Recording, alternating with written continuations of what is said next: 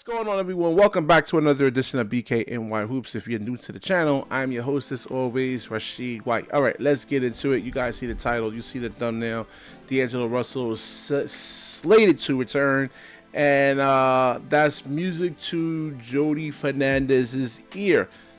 Well, plural ears, because it's going to actually give, well, he feels that it's going to give the Nets a jolt that they actually need in terms of passing and all, flow offensively. But let's get into the article over here, man. It says what the Brooklyn Nets should expect on D'Angelo Russell's return. My thing is, I don't know why they even brought this guy back. The goal was to supposedly tank, I guess. And all right, so I'm gonna get into the whole meat of this actual article over here. And it says the Nets are actually on a 4-game losing streak and are set to welcome back their veteran point guard in the rotation against the San Antonio Spurs. He's been absent for like about 5 games there. And it says since landing in Brooklyn for the second time of his NBA career, Russell holds an average of 13.8 points, 5.8 assists, 38% from the field. Ouch, man, that's ugly. So, and I told you guys when it came to Killian Hayes over here that, they're not going to bring him back, right? And this is crazy. This is what I'm saying when it comes to this actual draft over here, that Killian Hayes was a number 7 pick in the actual lottery there, in the draft, I should say. And look, he can't even make an NBA roster, right? So we have to be really be careful when it comes to overhyping a lot of these players before they even like play an NBA game, man. And it says so with Russell, Trendon Watford, once utilized as a small ball center with the Portland Trailblazers, had begun emerging as a potential facilitator under Hernandez. And I've been saying this even before Jody Fernandez even got here. Start Trendon Watford at the point guard position, right?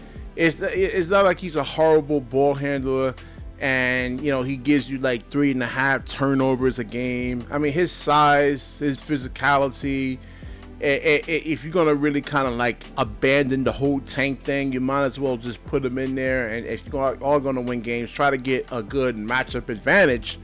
D'Angelo doesn't really give you that, man. But his 3-point shot is actually rolling and it's not consistent. Then I guess he's good. But all right, so now we go into an actual Cam Thomas and D'Angelo Russell backcourt right there, and that's not good right there. That's not really good because one, Cam Thomas hasn't played the NBA game since, well, he played 1 game, but he hasn't really played a whole stretch of games. He's been out for a long time, so defensively he's not going to be really up to it in terms of like 30 something minutes. I like 35 minutes of. I don't see him playing defense like intense defense like that. He's not a guy that can pick you up like 94 feet. Like, he's an undersized guard, and if you are going to make the pros and stay in the pros, if you're an undersized guard, you got to be able to pick up 94 feet, right? So D'Angelo Russell, Cam Thomas, both of these guys are like really undersized. And I thought, and like D'Angelo Russell is 6'3" with sneakers on. And same thing with Cam Thomas, right? Cam Thomas, according to D-Rock, my boy D-Rock, he actually took a picture with Cam Thomas. And he was saying that Cam Thomas is really 6'1". So you got 2 undersized guards that the average height in the NBA is 6'6", 6'7". All right, so I don't, and like the guys, I was just on the locker room show, and we were talking about this. Like, the bigs today are way more skilled, man. These guys can move laterally. You got guys that are 6'9", 6'10", 6'11", that moves like guards.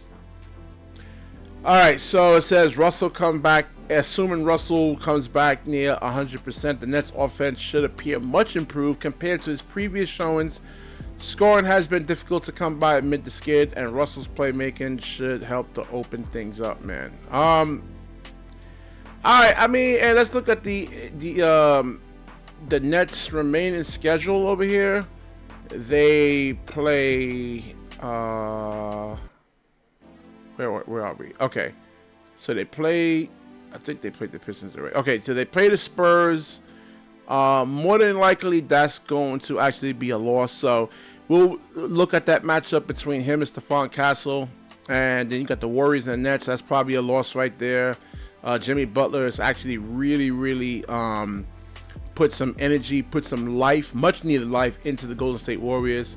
LaMelo Ball's back, I believe. So that might be an actual loss there. The Lakers probably a loss. Cavs is a loss. Against the Bulls, they'll probably lose that one. Celtics, they'll probably lose that. See, all right, so they might actually wind up being one of the worst teams in the league, man. The Hawks, you got Trae Young, D'Angelo Russell. I mean, he doesn't have a prayer against Trae Young. You play the Celtics again, right? That's probably another L. The Pacers, maybe the Pacers. I mean, I guess if you keep Tyrese Halliburton in the half-court set, and same thing with Pascal Siakam, they may have a chance. But they play a home and home, I guess, over here. And so March 20th and then the 22nd. So even if they win, they'll probably lose this one. They're probably going to avenge this right here. So the Pacers are, I think, the 6th seed or something like that. I gotta go look it up.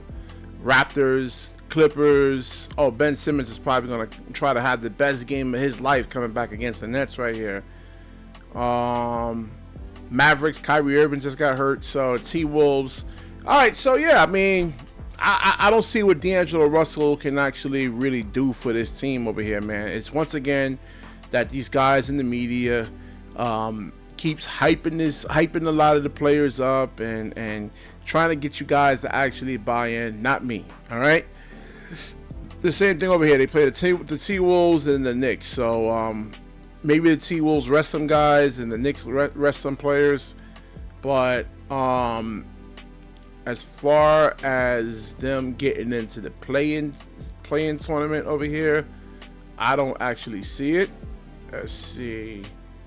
And we gotta look at the Raptors next. I'm not gonna go into that. I don't want to really make this a long video or anything like that, bore you guys. But yeah, I mean, D'Angelo Russell's not gonna do anything for the. I mean, you see the teams over here that they actually have to face, man. And you know, like the real season, like the first half of the season, but the second half of the season, these teams really start turning it up. Especially like in the Western Conference, like you see the Western Conference right now.